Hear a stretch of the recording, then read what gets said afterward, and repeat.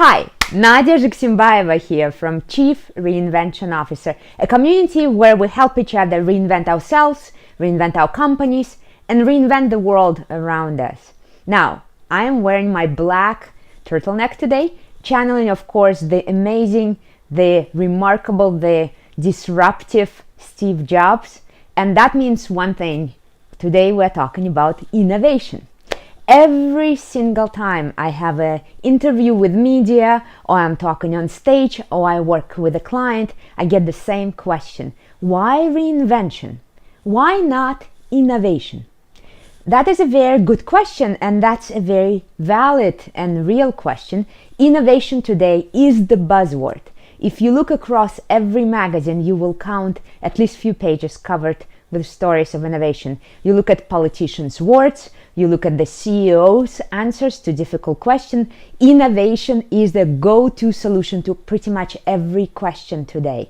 Remember how during the pageants, the beauty pageants days, world peace was the solution for every question. When you ask a potential beauty queen, what do you want? What's your biggest dream? They always say world peace. Well, innovation is the equivalent of that in business world today. Whatever question you ask, the solution is innovation. So if that is the case, why am I not using innovation? Why is reinvention the word that I chose for my work? And that's, of course, is not by accident. We have spent long periods of time in the history of business and the modern history of a developed intellectual mind. We have spent a lot of time making innovation almost the untouchable ideal. The law of diffusion of innovation, one of the most widespread and accepted theory of innovation, was developed in 1962. Imagine that. Professor Rogers introduced it in 1962, more than 55 years ago. And already then, for 55 years, in every bookcase, we're teaching the same thing. Only 2.5% of world population are innovators. Only 2.5%. If you enter a meeting, only 2.5% are able to innovate. If you enter a company, only 2.5% of your company can innovate. So the theory from the beginning introduced this idea that very tiny percentage of us are innovators. And very small percentage, just above 13%, are early adopters, people who don't innovate themselves, but are willing to test innovations developed by those very, very few innovators among us. So the theory for many decades have been telling us day after day, very few of you are innovators, it's a very rare talent, so innovation becomes almost impossible ideal. We also, if we look at the dictionary and look at the common use of the idea of innovation, the essence of that common use is the idea of novelty. The idea that you need to introduce something really remarkably, disruptively novel. And that is a very tall order. That is a kind of criteria or requirement or a benchmark that is almost impossible for any one of us to get. Imagine if I gave you an assignment. Your job in the next 2 days or next 2 hours to develop an entirely novel, disruptive, completely new way to transport goods of about 5 kilos or about 10 pounds from point A to point B. A new, disruptive, completely unimaginably breakthrough way to transport 10 pounds, 5 kilos from point A to point B. I can imagine right now, few of you, according to theory 2.5%, are imagining and drawing and innovating right now, and majority of you, like me, are completely overwhelmed and almost frozen by this idea. You're trying to imagine what could it be, and you are frozen because it's a very tall order to come up with something so breakthrough and so many new. But let me give you a different assignment. Take your backpack of your child, the last backpack you held, and imagine one thing you can improve in.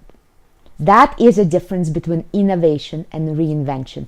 Innovation frames the challenge as this disruptive breakthrough impossible ideal. Reinvention suggests take what you already have and try to improve it, even if you improve it just a little bit. That means it's becoming a better offering, a better solution.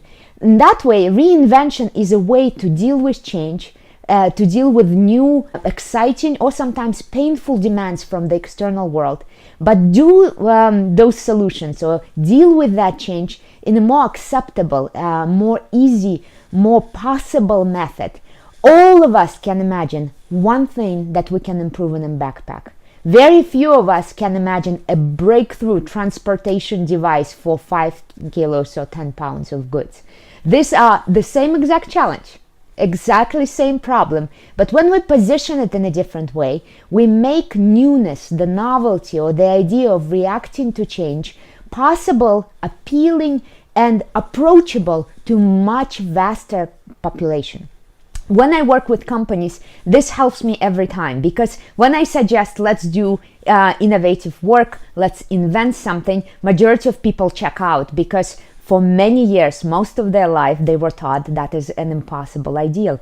But if I suggest them, let's reinvent something we know very well, let's improve one thing, or let's see what is the best possible core competence or core area of that solution or core value of that solution, and improve it a little bit, or find a new and better use of that great new strengths, people are much easier and find this solution much more approachable. That is the difference between innovation and reinvention. And with that, I would like to invite challenge in your life. Think of one area where you're facing significant challenges right now. It can be your work environment. Maybe your meetings are not going very well. It might be your product line. Maybe your product line is not performing the way you want. Maybe it's a relationship, a personal relationship that you have with someone in your work, in your family, and you would like to improve it. Find one thing you can do better. One thing that possibly can be improved, that can be reinvented. You don't need to think about breakthrough disruptive innovation. You can find one thing, a small improvement that can inch that product, that relationship, those solutions or processes forward. Think about it, post it beneath this video, and we can discuss how can we help you realize that tiny reinvention and slowly grow your reinvention muscles so that you can go to bigger and bigger reinventions in your life. As always, connect with us on Facebook, Twitter, LinkedIn, YouTube. Make sure you post comments on the blog. And until then, I wish you great reinvention challenge, many new ideas, and many small and big improvements in your life. I'll see you soon.